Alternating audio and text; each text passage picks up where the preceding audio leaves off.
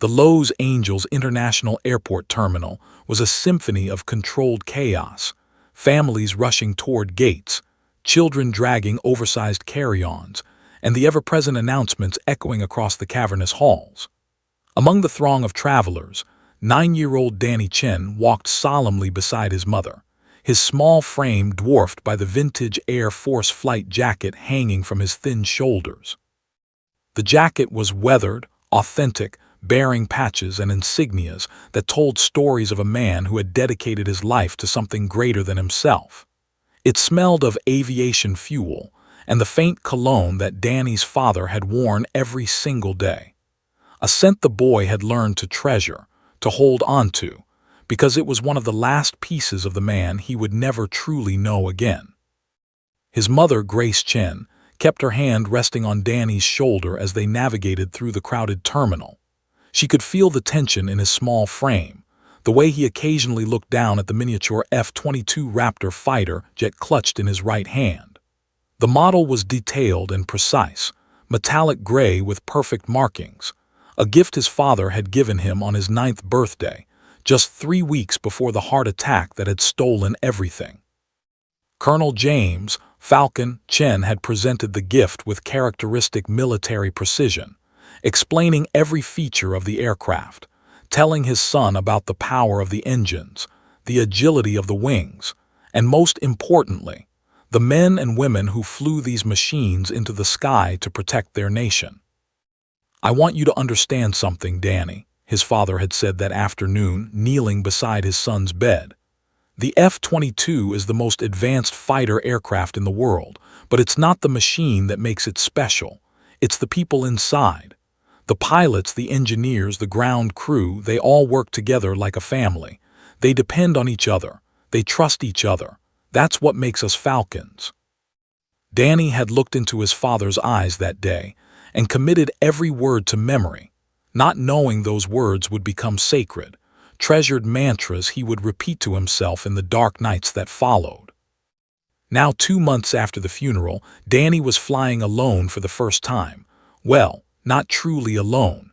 His mother was with him, but she spent most of her time staring out windows with red-rimmed eyes, lost in her own grief.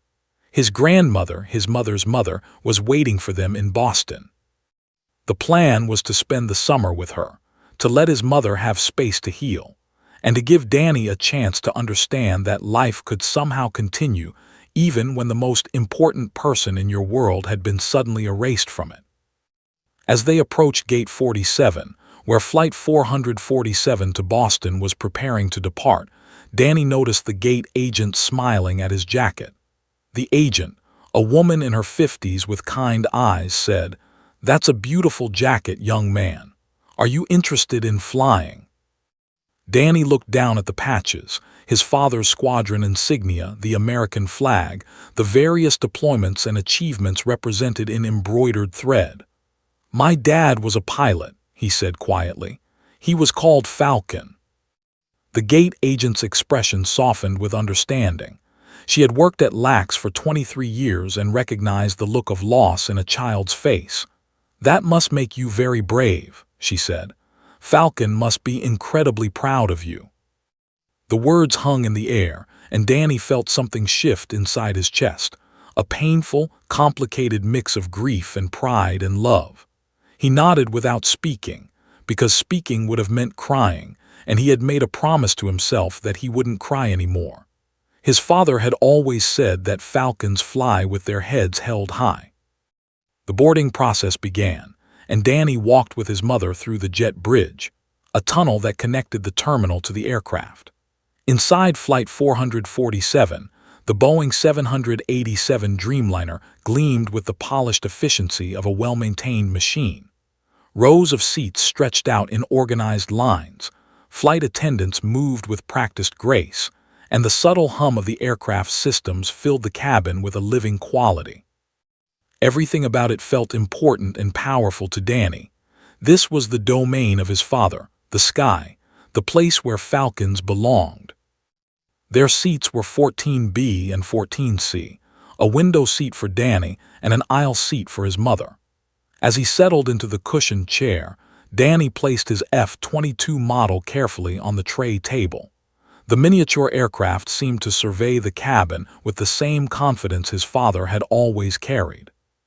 The window beside him revealed the tarmac of Lax, the endless expanse of asphalt, the baggage handlers moving with purposeful efficiency, other aircraft lined up like sleeping giants waiting for their moment to soar. Around them, other passengers filled the cabin, businessmen with laptops, families with young children, elderly couples holding hands, people from every walk of life, each with their own stories, their own destinations, their own reasons for being 37,000 feet in the air. None of them knew each other. None of them knew that they were about to become bound together by something that would change their lives forever. But for now, they were simply travelers, ordinary people on an ordinary Wednesday afternoon flight. Danny's mother sat beside him and took his hand.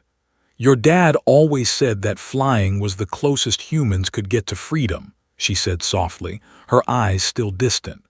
"He said that up there, above the clouds, all the problems of the world seemed small." Danny held his mother's hand and looked at the F-22 model, remembering his father's voice with perfect clarity. "When you're scared, Falcon flies toward the danger, not away from it." The boy wasn't sure what that meant exactly, but it sounded brave. It sounded like something his father would do. As the captain announced the pre-flight safety briefing, Danny watched the flight attendants demonstrate the oxygen masks and emergency procedures. He listened carefully, the way his father had taught him to listen, with full attention, understanding that details mattered. Everything about aviation required precision. Everything required respect. Everything required courage. The engines began their warm-up sequence, a low rumbling that built into a powerful hum. Danny pressed his face against the window and whispered something so quietly that his mother couldn't hear. "Help us get home, Dad." The words weren't quite a prayer, but they held all the faith a 9-year-old boy could muster. They held love and loss and longing and the desperate hope that somehow, somewhere, his father was listening. The F-22 model seemed to glow in the afternoon light, and Danny felt something shift in his small chest, a sense of protection, as if someone was watching over him from somewhere in the sky. The aircraft began to taxi toward the runway, and Danny clutched the model fighter jet a little tighter. The cabin felt warm and safe and ordinary, but somewhere in the depths of his young heart, a child's love was offering up a prayer to the sky, asking the Falcons to come home.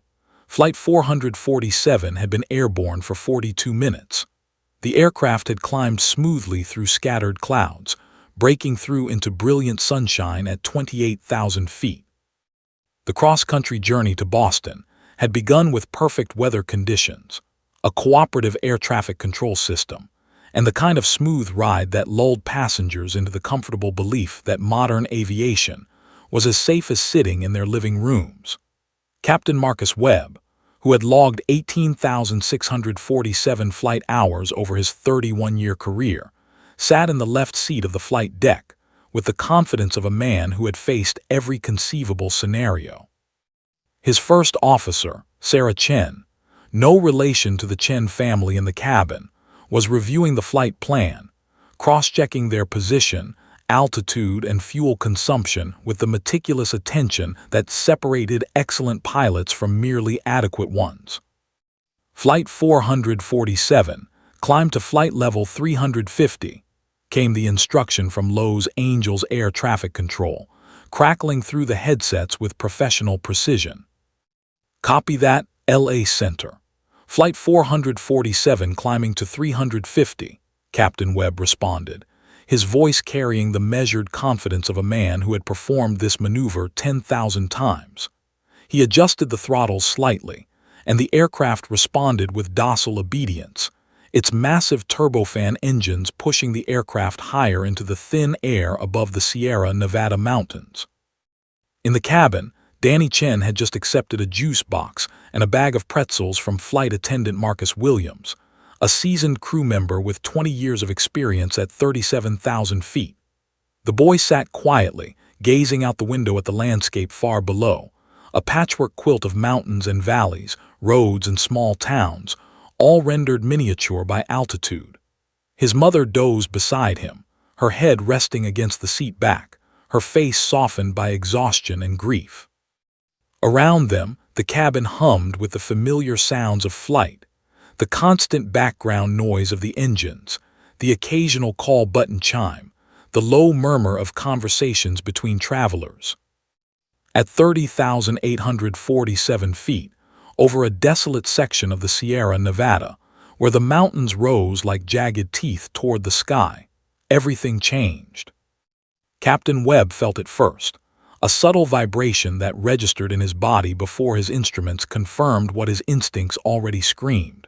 It started as a tremor, so slight that a less experienced pilot might have dismissed it as normal atmospheric turbulence. But Webb knew this aircraft intimately. He had flown this specific Boeing 787 Dreamliner 43 times. He understood its rhythms, its particular signatures, its normal and abnormal vibrations with the intimacy of a musician understanding an instrument. This was not normal. "What the?" Webb began, but the vibration intensified before he could complete the thought.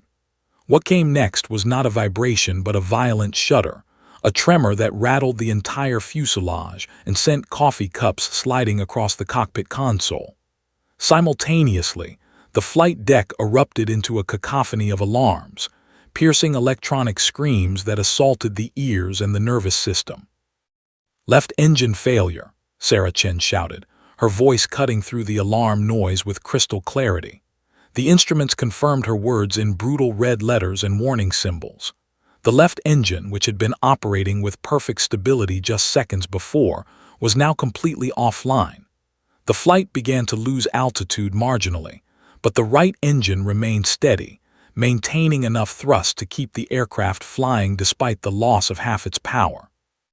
Captain Webb's hands moved with the automation of thousands of hours of training. His fingers reached for the left engine fire lever, preparing to execute the emergency shutdown procedure.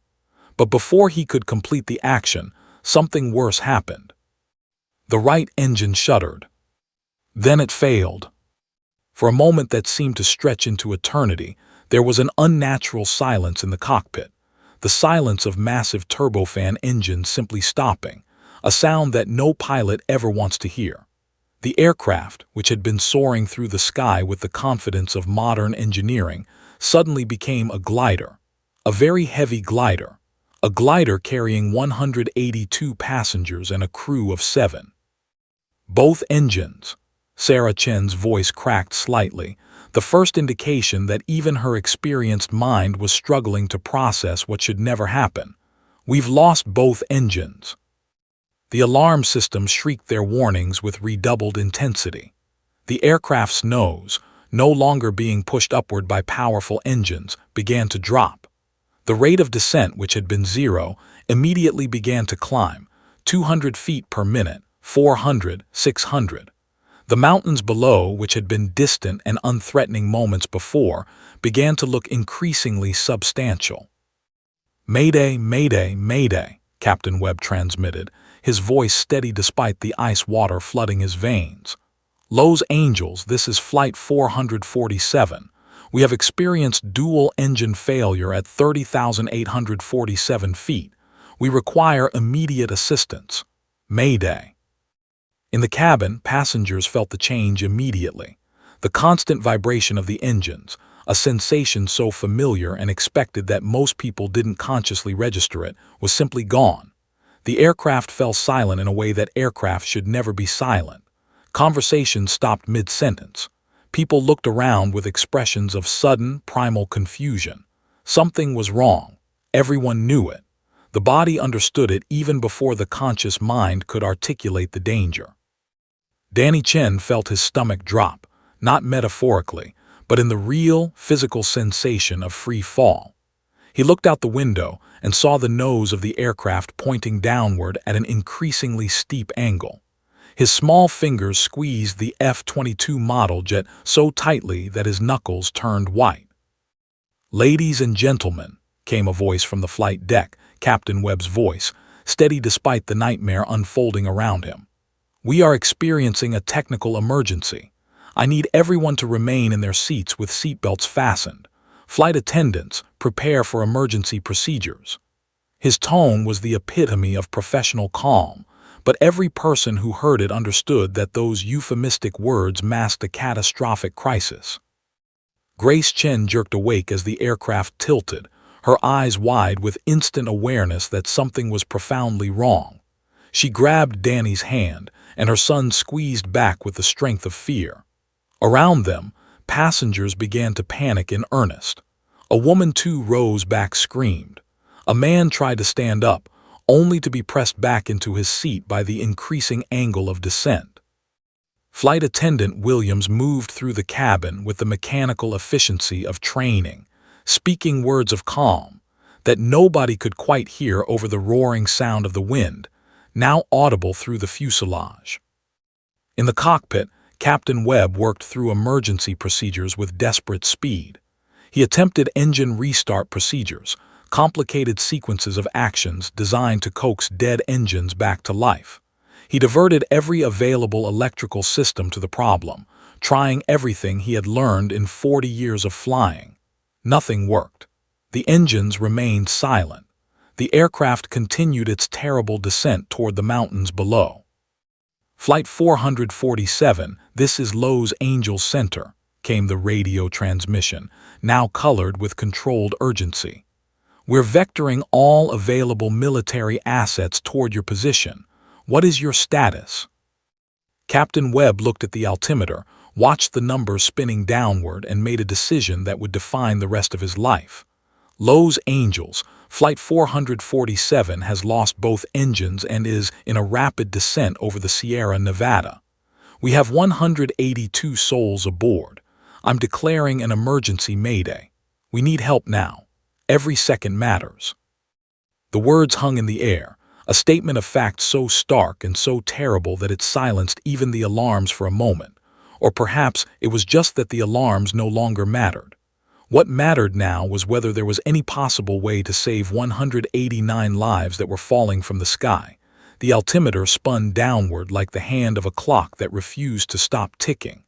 28,000 feet, 25,000 feet, 22,000 feet. Each number represented not just a measure of distance but precious seconds of life burning away. Captain Marcus Webb's hands gripped the control yoke with white-knuckled intensity, pulling back in a futile attempt to slow the aircraft's descent. The physics of gravity cared nothing for his experience or his will.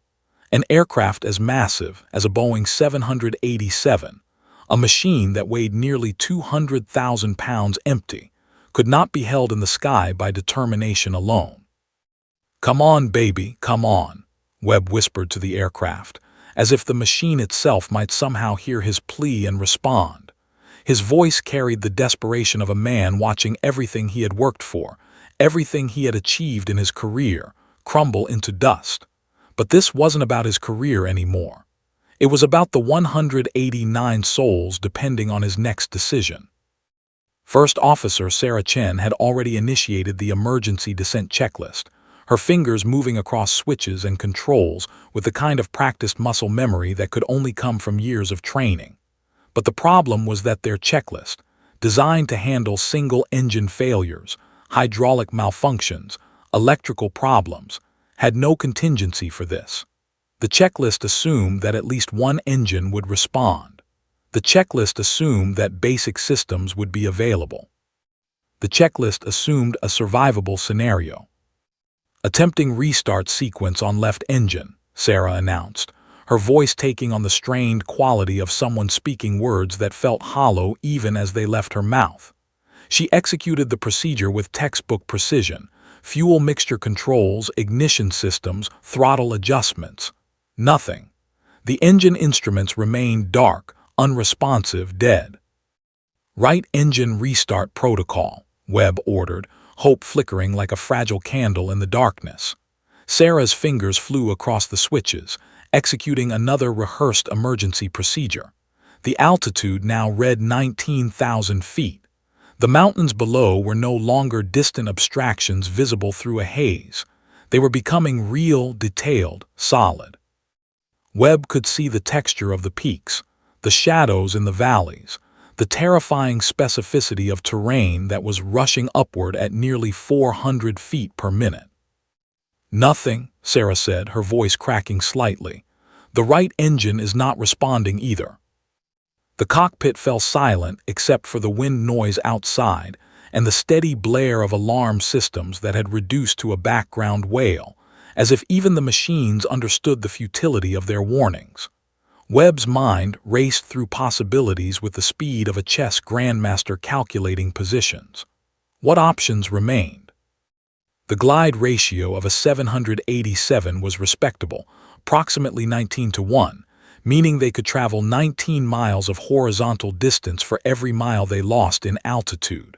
From their current position at 19,000 feet, they could potentially glide for approximately 18 miles before impact. But 18 miles in which direction? Toward what? The mountains below offered no mercy, no flat surfaces, no hope. "Los Angeles Center, Flight 447, Webb transmitted, his voice steady despite the chaos of his thoughts. "We have attempted all emergency restart procedures. Both engines remain offline. Current altitude 18,500 feet, rate of descent approximately 400 feet per minute. Request immediate identification of any suitable landing areas within our glide path. We have 189 people aboard." The delay in response felt like an eternity, though it lasted only seconds. When the reply came, it carried the weight of men and women on the ground who were frantically searching for a solution that might not exist. "Flight 447, Los Angeles Center is coordinating with all available military assets. Stand by for guidance. We're working on solutions." Solutions. Webb almost laughed at the word. What solution existed for an aircraft with no engines over mountainous terrain? Behind him, he could hear flight attendant Marcus Williams moving through the cabin, speaking to passengers with the kind of controlled authority that came from emergency training. But even the best training couldn't prepare you for this. No training could make this better. In seat 14C, Danny Chen felt his mother's grip on his hand tighten to the point of pain. Grace Chen had always been a woman of control, organized, competent, capable, but her son could feel her trembling. Her eyes were fixed forward on the seat in front of her, as if by sheer force of will she could stop the falling. Her lips moved silently, words he couldn't hear. A prayer, perhaps. Maybe just a mother's desperate, wordless plea to whatever forces might listen. Danny looked at the F-22 model jet still clutched in his other hand. His father had told him that pilots trained for emergency situations. His father had told him that courage wasn't the absence of fear, but the choice to act despite it. Danny whispered a question to the empty air. "Dad, what do we do?" There was no answer, of course.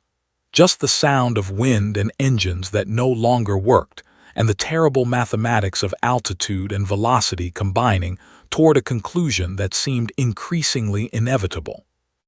Throughout the cabin, passengers processed fear in different ways. Some prayed silently, lips moving in the liturgies of their beliefs. Others held hands with strangers who, just hours ago, had been invisible to them.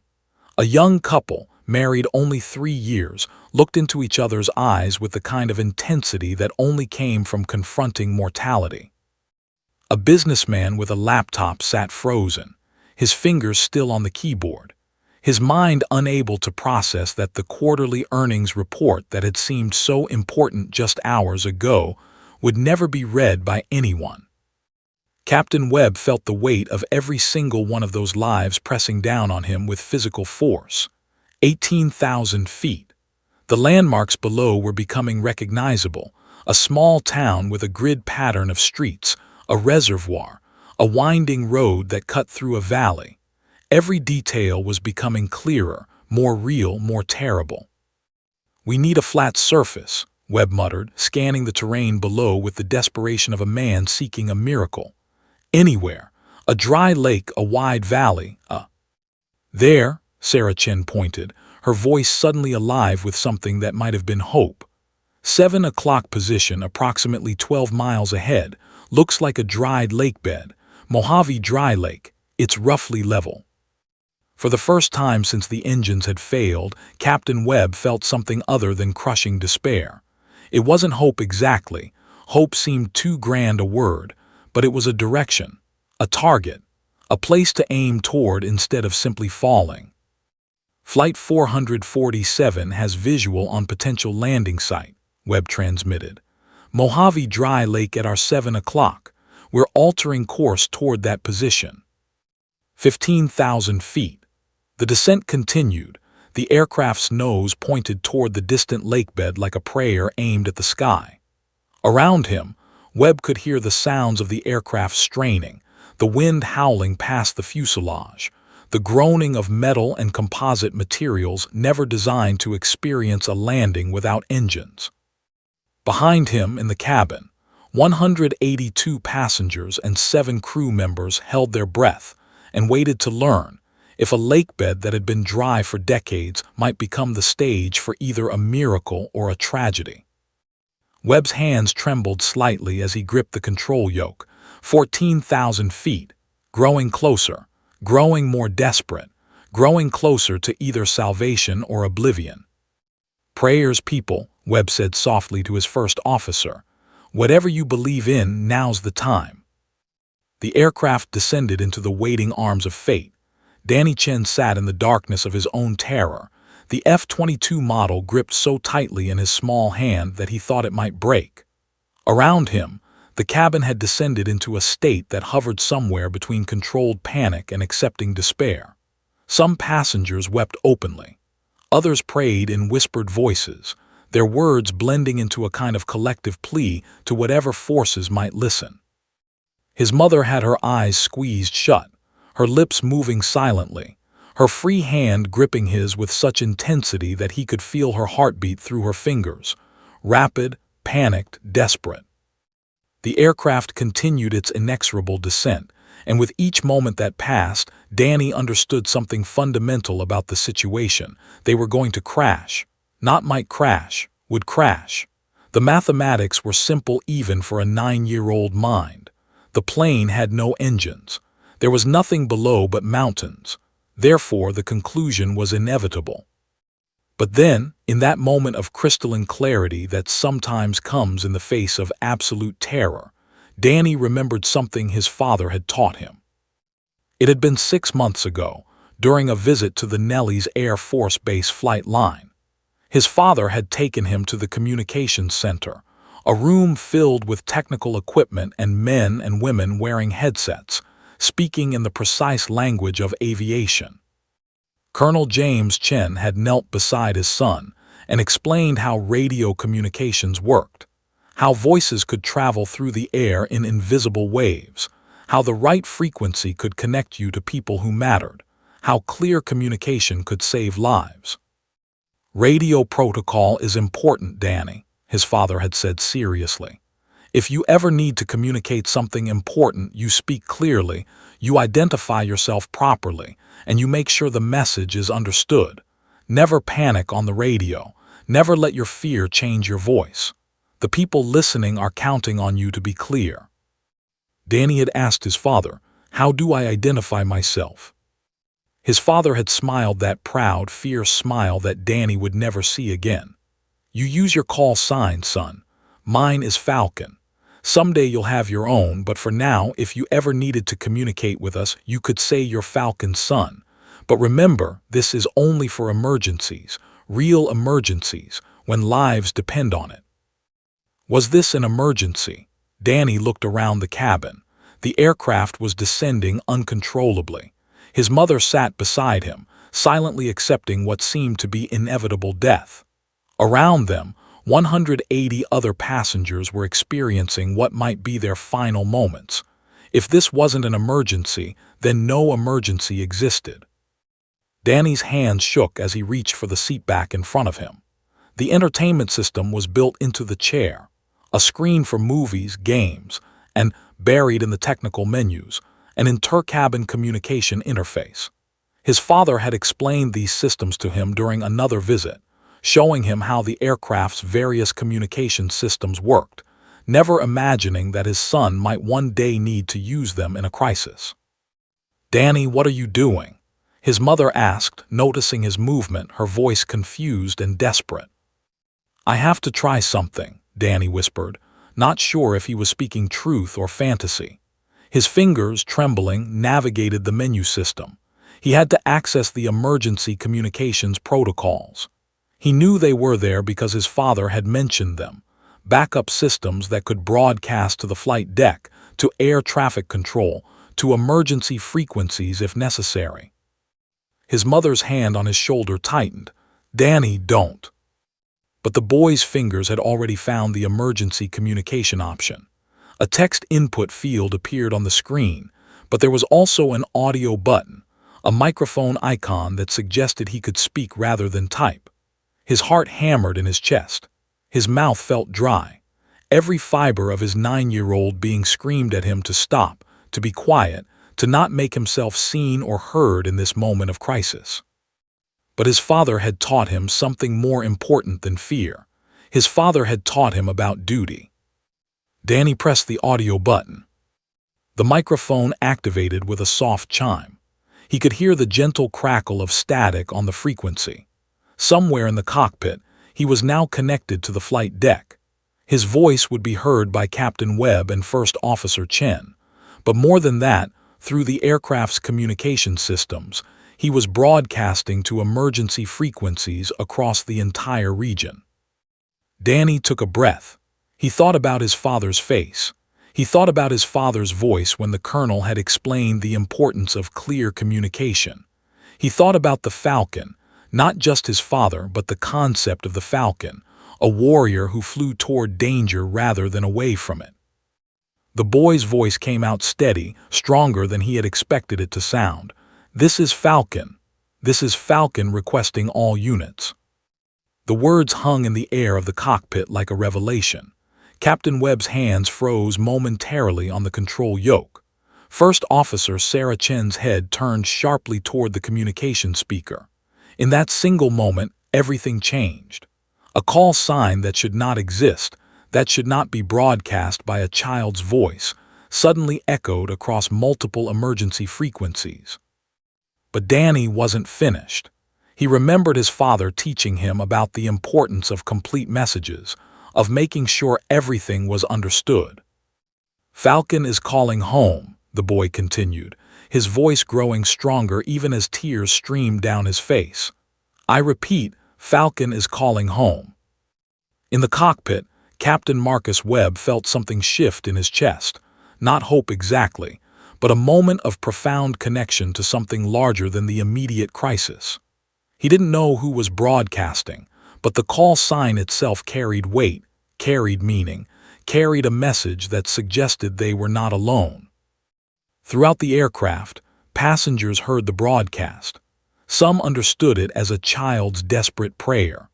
Others heard it as a statement of fact, someone calling home, seeking rescue, refusing to accept the inevitable without attempting to reach out to whatever forces might listen. The transmission echoed across the emergency frequencies.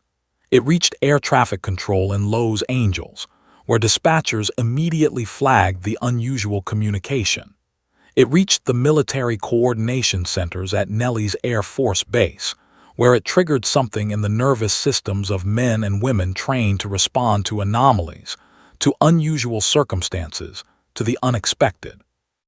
At Nellis, in the crew room of the 414th Combat Training Squadron, the words "Falcon is calling home" hit the room like a physical force.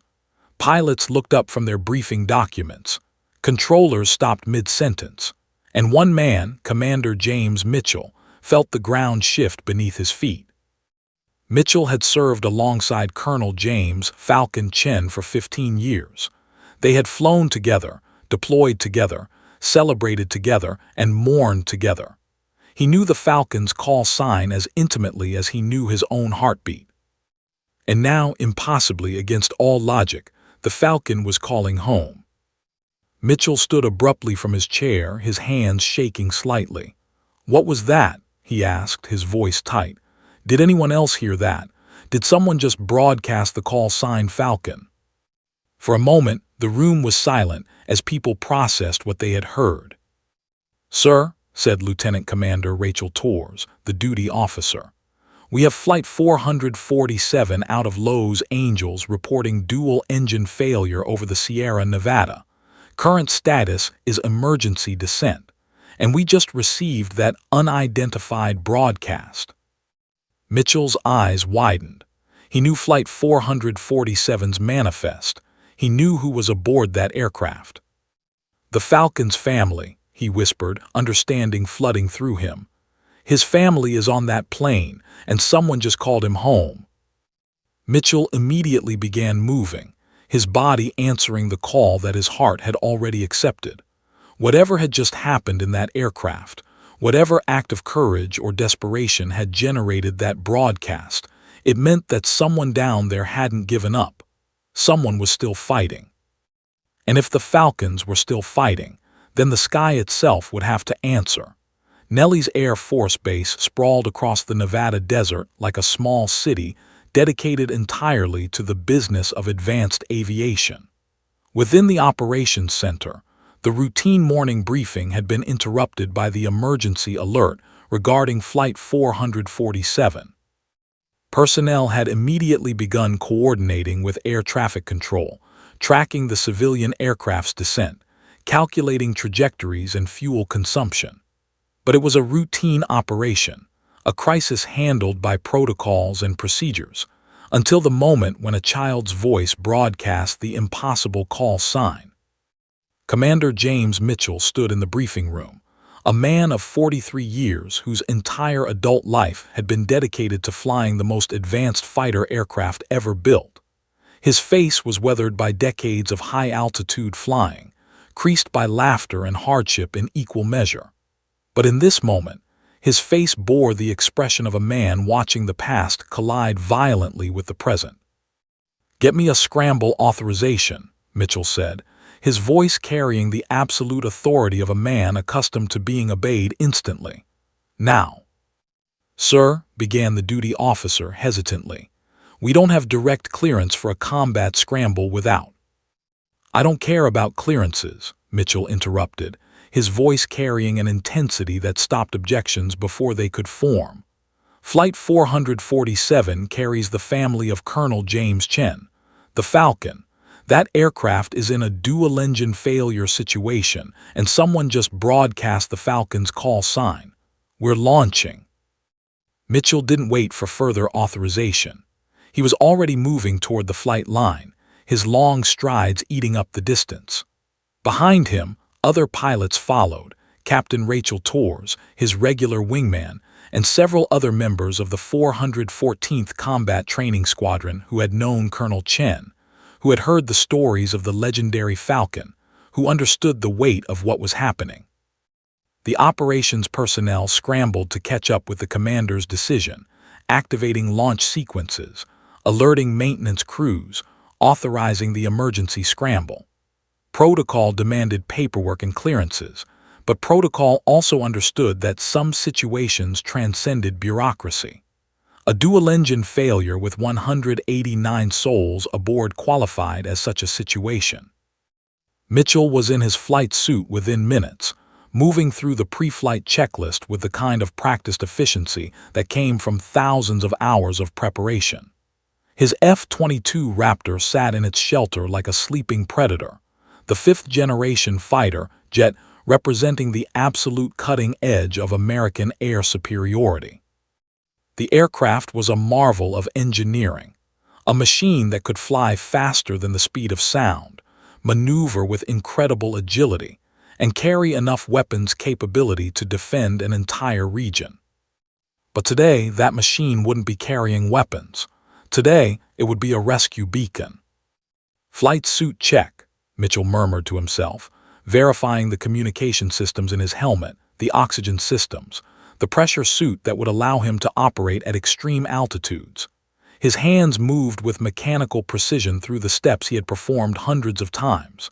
But today, those steps carried weight beyond the routine. Today, those steps were preparing him to fly toward a man he had loved and lost, represented by his grieving family. "Falcon 1 ready for launch," Mitchell transmitted once he had settled into the ejection seat of his aircraft. "Copy that, Falcon 1, came the response from the tower. "You are cleared for immediate departure. Your wingman, Falcon 2, will launch in sequence. Target aircraft Flight 447, current position Sierra Nevada Mountains, heading south-southwest. Current altitude approximately 12,000 feet. Rate of descent approximately 400 feet per minute. Nellies will maintain vector and communication with target." Mitchell's heart rate accelerated as he processed the information. 12,000 feet. That meant Flight 447 was already deep into the mountains, already committed to whatever landing site they could find. Time was compressed. Every second mattered. The engines of his F-22 roared to life. Massive turbofan engines producing over 35,000 pounds of thrust in full afterburner. The aircraft practically leaped from the runway, climbing at a rate that pressed Mitchell back into his seat with the force of gravity multiplied. In moments, the Nellis Air Force Base receded below him, reduced to abstract patterns of concrete and buildings and runways. "Falcon 2 is airborne," Captain Rachel Torres reported, her aircraft lifting off behind Mitchell's. She had known Colonel Chen nearly as well as Mitchell had. They had flown together, celebrated together, mourned together. The loss of the Falcon had left a void in the squadron that never quite healed.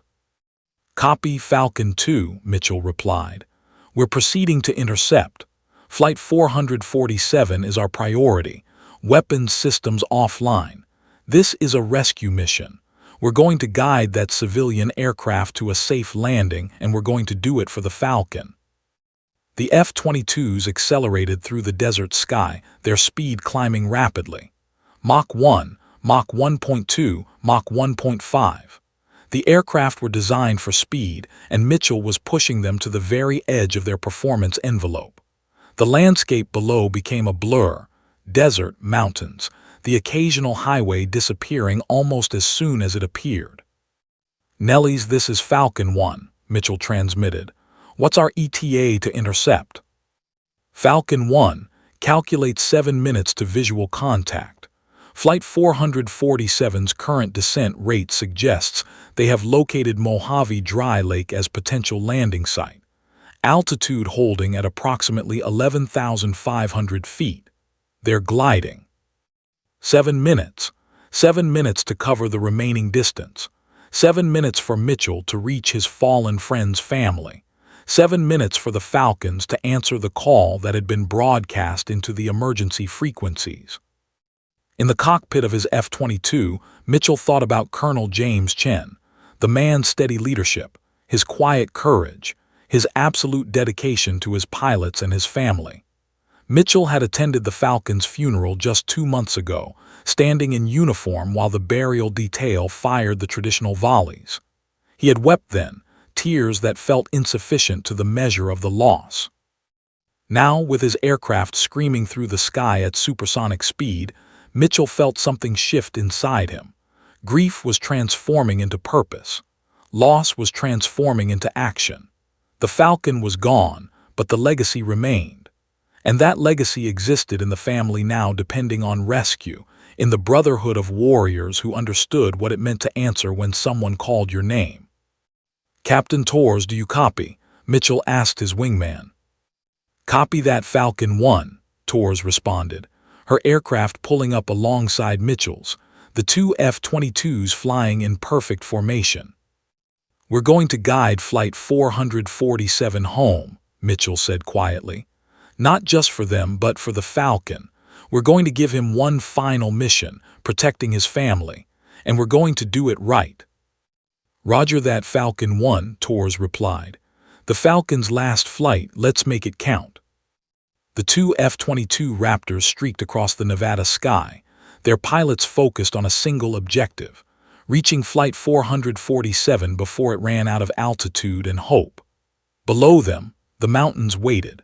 Beyond them, Mojave Dry Lake beckoned, a landing site that would require perfect precision, perfect execution, and the kind of courage that only came from flying toward danger rather than away from it.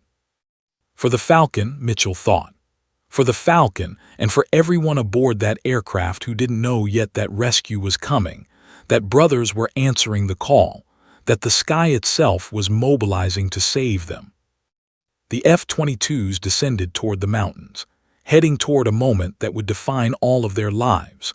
The Mojave Dry Lake stretched before them like an ancient scar on the face of the Nevada desert, a vast expanse of white salt and hard-packed earth, roughly 40 miles long and 15 miles wide, a place where water had once flowed and life had thrived, now reduced to desolation and emptiness. From 8,000 feet above the surface, Captain Marcus Webb could see the entire potential landing zone, and for the first time since the engines failed, he felt something that approached cautious hope. The lake bed was relatively flat. There were no major obstructions. The surface, while not designed for aircraft landings, appeared solid enough to support the impact. But solid enough and safe enough were two different concepts entirely. Flight 447, we have visual on Mojave Dry Lake, Webb transmitted, his voice steady despite the magnitude of what he was about to attempt. Preparing approach vector. Falcon 1 and Falcon 2 maintain visual guidance. Copy, Flight 447, came Commander Mitchell's voice through the radio, calm and professional, but carrying an undertone of emotion that Webb couldn't quite identify. We have you visual. You're looking good. We'll maintain formation and provide guidance through your approach. The F-22s pulled up alongside the wounded 787, their sleek fighter frames positioned on either side of the massive commercial aircraft like guardian angels. The contrast was striking, the efficient, minimalist design of the military jets against the bloated fuselage of the civilian transport. But in this moment, those fighters represented the difference between survival and catastrophe. Webb began the descent toward the lake bed, angling the aircraft's nose toward the barren surface below. First Officer Sarah Chen was calling out the altitude in that steady cadence that had been trained into her bones. 7,000 feet. Rate of descent 350 feet per minute. All systems nominal except engines. Nominal except engines. The understatement was so profound that Webb almost laughed. They were missing the very systems that defined powered flight, descending into an unprepared landing site at a commercial aircraft, and the first officer was reporting systems as nominal. This was professionalism at its absolute finest. Behind him in the cabin, Danny Chen gripped his mother's hand and whispered words that only she could hear. "Dad's helping us. The Falcons are here." Grace Chen didn't ask her son what he meant or how he could possibly know such a thing. She simply held her son's hand and believed. Some truths didn't require explanation. The altitude continued to decrease. 5,000 feet, 4,000 feet. The lake bed, which from high altitude had appeared merely large, now revealed itself as impressively vast, but it also revealed its surface texture, small ridges, occasional salt formations, areas where the earth had cracked from decades of heat and dryness. Landing a 200,000-pound aircraft on this surface would be like landing on a runway made of glass that might shatter at any moment. "All passengers, this is your captain," Webb announced over the cabin address system. "We are beginning our final approach to an emergency landing site. Cabin crew, ensure all passengers are in crash positions. Secure all loose items. This is going to be rough." The words might have been reassuring, but they also communicated the brutal reality. What was about to happen would push the aircraft and everyone aboard to their physical and psychological limits. 3,000 feet, Sarah Chen called. Rate of descent 320 feet per minute. Approach trajectory looks good. Webb made micro-adjustments to the control yoke, tilting the aircraft's wings slightly to align with the longest axis of the dry lake. The F-22s maintained their position, their pilots watching with the intensity of men who understood they were witnessing something extraordinary. a powerless aircraft about to attempt a landing that conventional wisdom said was impossible. 2,000 feet. The surface details became increasingly clear. Webb could see where the lake bottom had fractured, the lines and patterns that told the geological story of a place once covered by water. He could see the occasional boulder, the slight depressions and raised areas that would make the landing exponentially more difficult. 1,500 feet, Sarah Chen's voice carried the slightest tremor now. Descent rate 300 feet per minute. You've got this, Captain. You've got this. Webb's hands gripped the control yoke with absolute precision. He was flying the aircraft now using nothing but the physics of gravity and the aerodynamic properties of a massive piece of engineering. This was the most fundamental form of flying. No engines, no powered systems, just an aircraft in its purest form, responding to the inputs of a pilot with thousands of hours of experience. He thought of Colonel James Chen, the Falcon, a man who had understood flying at this level, the connection between machine and pilot, the dance between human will and physics. 1,000 feet. The surface was now so close that individual features became visible, a rocky outcropping, a depression that looked like it might swallow the landing gear, the salt-white surface glistening in the afternoon sun like an alien landscape. 500 feet, Sarah Chen called. Rate of descent 250, looking good, looking good. The aircraft's shadow appeared on the surface below, and Webb realized with a start that it was almost the same size as the actual aircraft. The sun was directly overhead, the shadow cast by their own approaching fuselage. 250 feet, 150 feet. Webb began the flare, the maneuver that would transition the aircraft from descent to level flight just above the surface. The nose came up slightly. The descent rate began to decrease. 100 feet, 80 feet, 50 feet. The wheels touched. For an instant, Webb wasn't sure if the landing gear would hold. The impact was tremendous, not violent but firm, the sudden transformation from free fall to contact with a solid surface. The main landing gear compressed, absorbing the energy of thousands of pounds of aircraft striking Earth at high velocity. The nose gear came down next, and for a suspended moment, Webb held his breath, waiting to feel the telling crunch of structural failure. It didn't come. The aircraft was down. All three landing gears had engaged. The fuselage remained intact. But they were still moving. Webb deployed the spoilers, the air brakes, everything that could create drag and slow their forward momentum. The aircraft began to decelerate, dust billowing around them in a massive cloud that consumed the sky.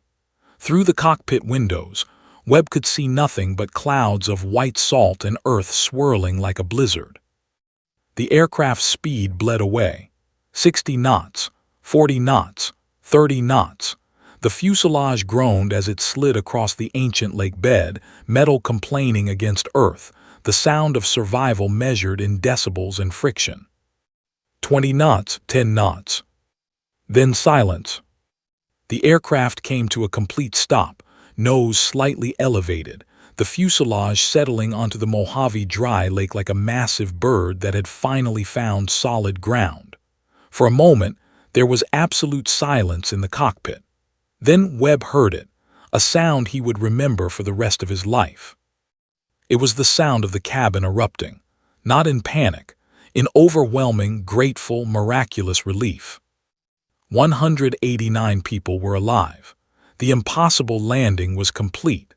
Against every mathematical probability, against the laws of physics stacked against them, Flight 447 had made it home. In the cockpit, tears streamed down Captain Webb's face.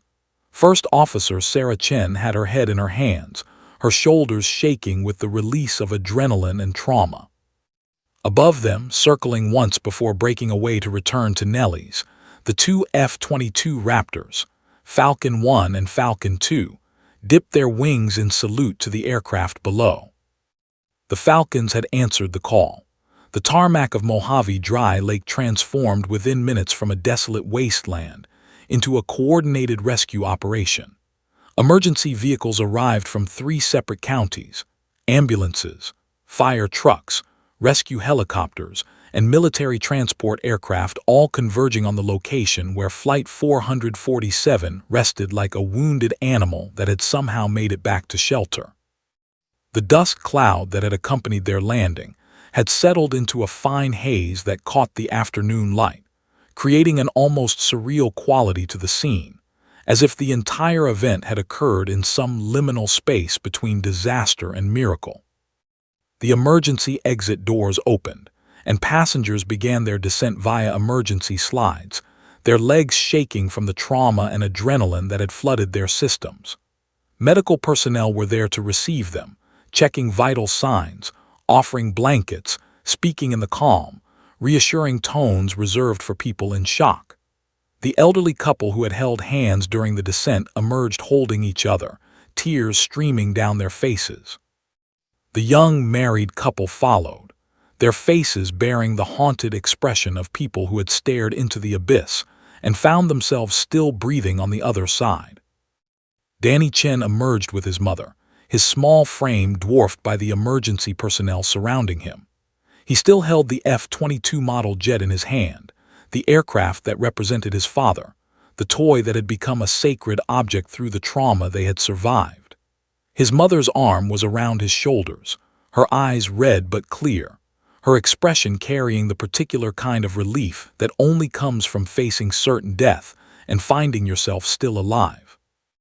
A paramedic knelt beside Danny, checking his pupils, listening to his heart with a stethoscope. "You did great, buddy," the paramedic said gently. "You're going to be fine. You're safe now." But Danny wasn't thinking about safety. He was thinking about his father. He was thinking about the word Falcon broadcast into the emergency frequencies. He was thinking about the 2 fighter jets that had arrived in the sky like answers to an unasked prayer. "My dad," Danny said quietly to the paramedic. "My dad was a pilot, a Falcon." The paramedic, who had no context for the boy's words, simply nodded and continued his examination. "That's very brave," he said. "Falcons are pretty amazing aircraft." The emergency response continued through the afternoon and into the evening.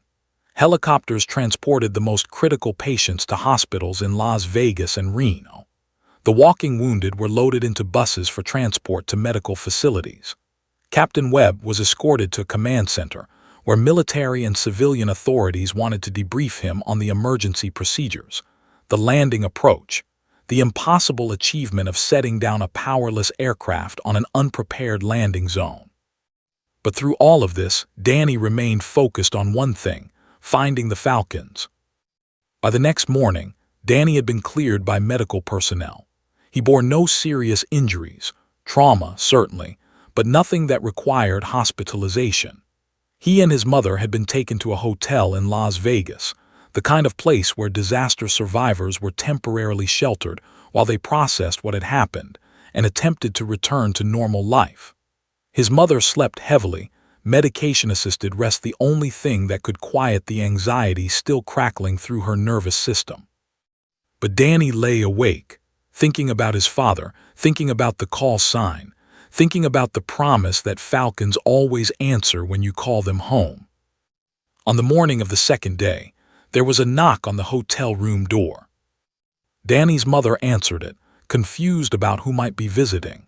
Standing in the hallway was a man in an Air Force flight suit, his face weathered by decades of flying, his eyes carrying the particular expression of someone who had seen too much and loved too deeply. "Is this the Chen family?" Commander James Mitchell asked, though he already knew the answer. He could see the resemblance to Colonel James Chen in the boy's face, the echo of the Falcon in his features. Grace Chen felt her knees weaken slightly at the sight of the military uniform, the automatic response to authority, and the particular weight that Air Force dress carried for the widow of a pilot. "I'm Commander James Mitchell," he said gently. "I knew your husband. I was one of the pilots who intercepted Flight 447 yesterday. I was hoping I could speak with your son." Danny appeared from the bedroom, still in pajamas, his F-22 model clutched in his hand as always. When he saw the commander, something shifted in his expression, recognition, perhaps, or the intuitive understanding that this man carried a message from his father. Mitchell knelt down to eye level with the boy, and for a moment, neither spoke. The commander looked at the child and saw Colonel James Chen, his best friend, his brother-in-arms, his mentor in the art of flying with courage. He saw the Falcon's legacy standing before him in the form of a 9-year-old boy who had somehow, in the darkest moment, found the strength to call home. "Hello, Danny," Mitchell said quietly. "I'm James Mitchell. I flew alongside your father for 15 years.